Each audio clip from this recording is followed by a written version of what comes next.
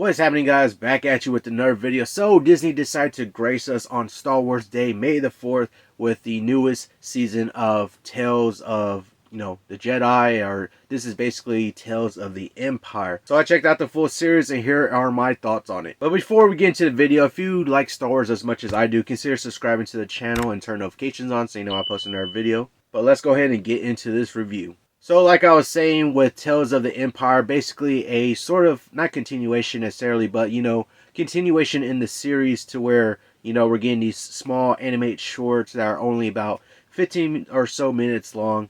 This is like basically a second season, or, the continuation of the next one, to where we got Tales of the Jedi with the first season, and that one featured the characters of Ahsoka and Count Dooku, and I really did enjoy that first season, really liked it very much. So with this newest series where it's going to be Tales of the Empire, we get some stuff from like the Empire side. I was very interested and very intrigued on what they could be able to do. And the characters that were featured in these animated shorts were going to be Morgan Elsbeth and Barriss Offee. For those of y'all that remember, Morgan Elsbeth is definitely heavily featured in the Mandalorian series, in the Ahsoka live action series. And with Barriss Offee, she is definitely a familiar character that a lot of Star Wars fans like, to where she's very heavily featured in the animated show Star Wars The Clone Wars. So upon hearing about this new series, I was definitely interested in seeing where they could be able to take these characters, what we could learn more about them, and basically we could be able to see in these new animated shorts. Like I was saying, these are animated shorts, so each episode is about 15 minutes or so long. Basically, doesn't go past that, and there's number of six episodes for this series, and each character gets about 3 episodes each. And I will say, with these new episodes in this new season of the series, really, it definitely fills in a couple gaps, maybe here and there. With Morgan Elsbeth, we get 3 episodes, and basically one episode is of her younger years, another episode is where she gets kind of her first interaction with Thrawn and joining the Empire, and it kind of fills in those gaps on how did she kind of meet Thrawn and what her first interaction was with him. And then one of the episodes kind of basically plays out as like a sort of prequel to when we first get introduced to her in the Mandalorian series. So we get a couple of things that we learn new about her, and just basically fills in a couple of things here and there with her character. And honestly, when it came to her episodes, honestly, they're still good. They're pretty good. When it comes to Star Wars animation overall, I think they are basically, majority of the time, they usually hit for me. It's very, very little misses for me when it comes to Star Wars animation, the Star Wars animated shows and series and all that. They basically do hit for me majority of the time. So this one was no exception, to where I think these episodes are pretty good, and I was actually interested and intrigued with the character and learning a little bit more about her through these animated short episodes. And then we get the other 3 episodes that feature the character of Barriss Offee, and she is definitely a fan favorite when it comes to people who like Star Wars The Clone Wars. So to be able to get episodes about her and be able to see where she kind of lands after the whole Clone Wars saga that we got with that, it was very interesting and intriguing on seeing where these episodes would take the character, and being able to see her after Clone Wars and just seeing what happens to her. And basically, some of these episodes, the way they play out is that we get an episode basically of her, joining the dark side, becoming an Inquisitor, and all that. Is very interesting stuff there that's going on. And basically, the other episodes are, just her coming to realization, like, does she really want to stay on the dark side? Does she stay with the dark side? Or, does she happen to go off on her own?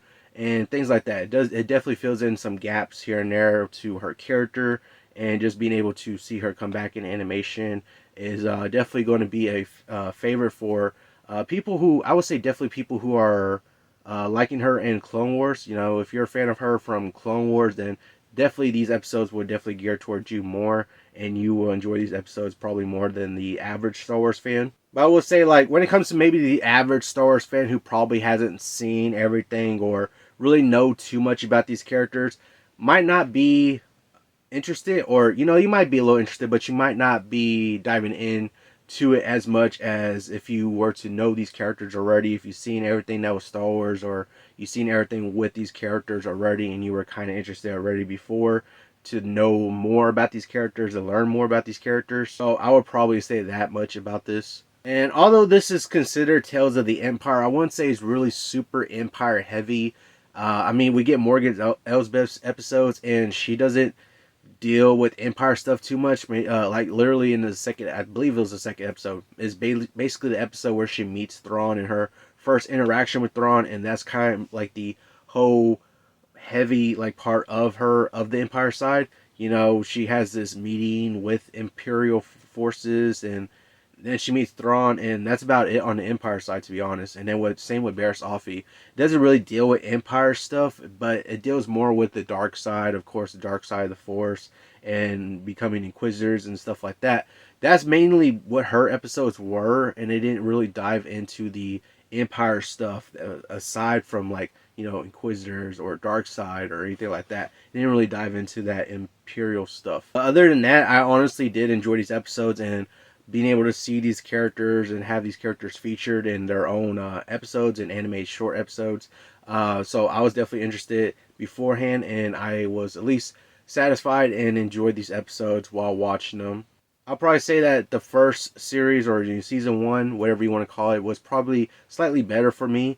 But this one is still pretty good. I still enjoyed it and still was able to get something out of it. But yeah, I'd definitely say if you're definitely a Star Wars fan when it comes to animation stuff, or if you're definitely interested in these characters beforehand, before watching this, then it definitely will gear towards you, and you will probably get something out of these episodes. But when it comes to like maybe the average Star Wars fan who hasn't seen everything, or hasn't seen these characters before, or seen other things with these characters in it, then you might not be into it as much, but it's still pretty good stories going on. So overall, I did enjoy this season, and I honestly think that they're doing pretty good with these animated shorts and basically animation when it comes to Star Wars. Like I said before, when it comes to Star Wars, I think the Star Wars side or the animation side of Star Wars definitely hits majority of the time for me, and there's very little misses when it comes to animation side.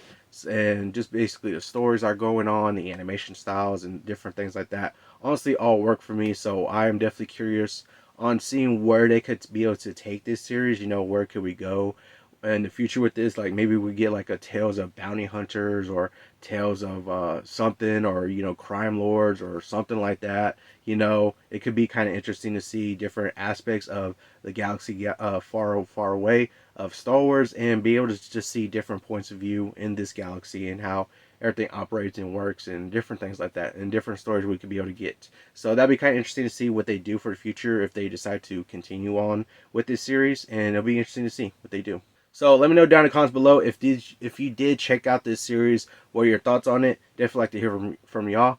But that's going to do it all for this video. Hopefully you all enjoyed it. Remember to subscribe and turn notifications on so you know I post another video. Hope you have an awesome day, and I'll see you on the next one.